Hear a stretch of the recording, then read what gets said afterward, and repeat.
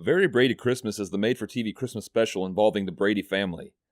And, I feel really dumb for having just said all that, because the title explains it pretty perfectly.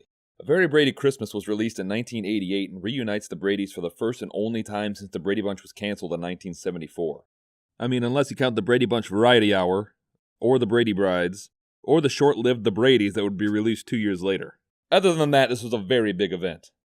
A Very Brady Christmas brings back a good majority of the original cast, with the notable exception of Susan Olsen, who originally played Cindy. Susan Olsen chose not to appear because the studio wanted to pay her the least amount of money, which, if that would have happened to Jan, I would have said that Sherwood Schwartz was a marketing genius. A Very Brady Christmas begins with Mike and Carol Brady enjoying not having to deal with half a dozen kids' troubling yet extremely vanilla problems. And I don't have to go to business at the real estate office today, and you don't have to go to business either, so... Go to business?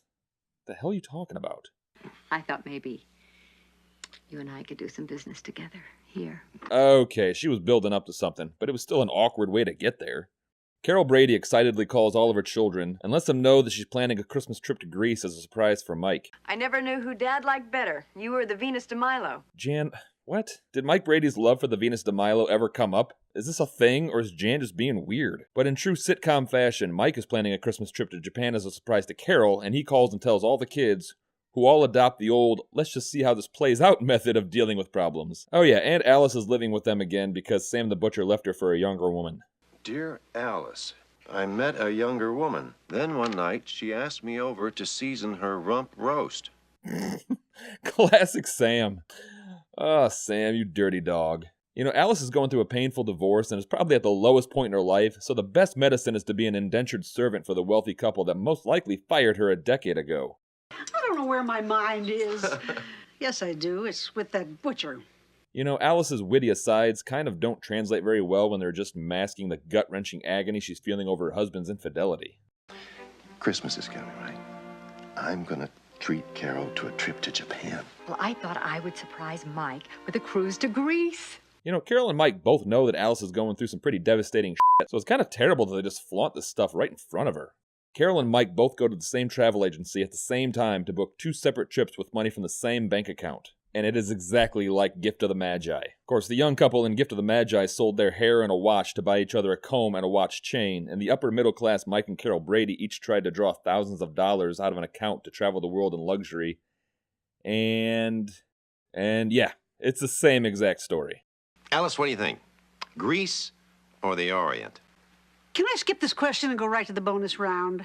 Man, Alice's witty rejoinders really fall flat without a laugh track. Hold on, I think I have one in my audio library. Let's try this one again.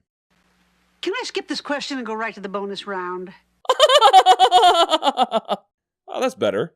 Carol and Mike then decide the best way to use the money is to buy tickets for their kids and their family to come home for Christmas. Meanwhile, evil land developer Ted Roberts is threatening Carol because Mike wants structural modifications that Ted feels are unnecessary.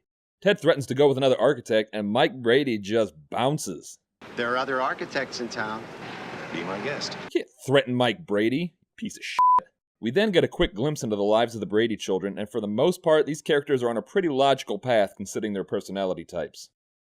Marcia is married to Wally, a pathetic husk of a man whose origin is best described as a gypsy placed a curse on the 100-acre wood and turned Eeyore into an out-of-work toy salesman. Ah, toys. I don't ever want to hear that word again. Man, imagine how different Marcia's life would be if she'd gone to the dance with Doug Simpson. I mean, Doug's probably a senator or something. Greg and his wife Nora have a fight because he wants to go to his parents for Christmas and she wants to go to her parents for the 3rd year in a row. This seems like a no-brainer, and a normal couple should be able to work out a compromise on this one. Peter is being sexually harassed by his boss, who has a Matt Lauer button installed in her office. Bobby wants to be a race car driver, and that is about as a dream as being Johnny Bravo. When you gonna tell him? When the time's right. Maybe after I win the Indy 500. Oh god, that is so sad. Then we get to Jan and her husband Philip, and Jan is predictably going through a divorce. I say predictably because, you know, it's Jan. And Cindy is 20 years old and doesn't want to hang out with her family. Like, I don't blame her. That one's pretty reasonable. Yeah, she'd rather go skiing than go home. I get that one. Good to see you. Hi, Cindy.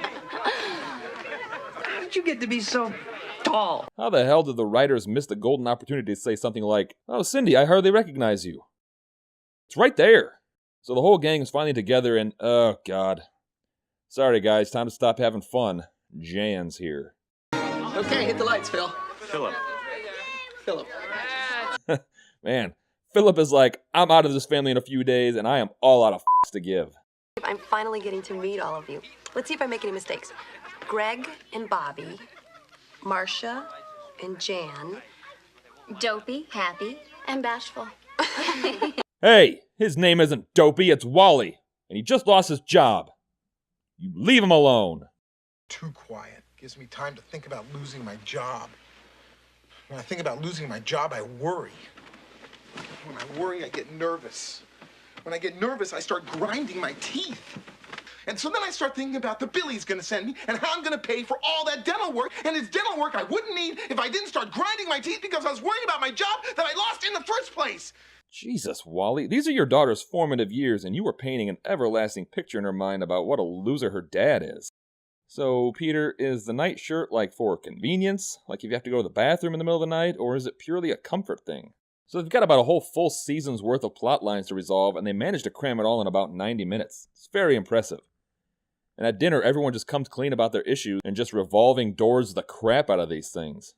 All of these joyous plot resolutions are cut short by a building collapse at Ted Roberts' construction site, and Mike Brady is the only man that can save the security guards trapped inside. But then he himself gets trapped when the building collapses further. It turns out it was a pull door, and this knucklehead was trying to push. Anywho, hey, what's everyone doing here? Oh my God, Mr. Roberts, where's Mike? You know, I haven't seen this movie in a while, but I'm pretty sure Mike dies. Structural investigators have refused to allow rescue workers to enter the building to save the third man, pending the arrival of the Safety Commission. I love how they'll just leave a man to die because forms haven't been filled out in triplicate. And through the power of a well-sung song, Mike Brady is able to hoist 10 tons of debris off him and just kind of walks out. Alright, like, subscribe, get the hell out of here. Oh wait, I need you to watch more videos. Hold on, don't leave!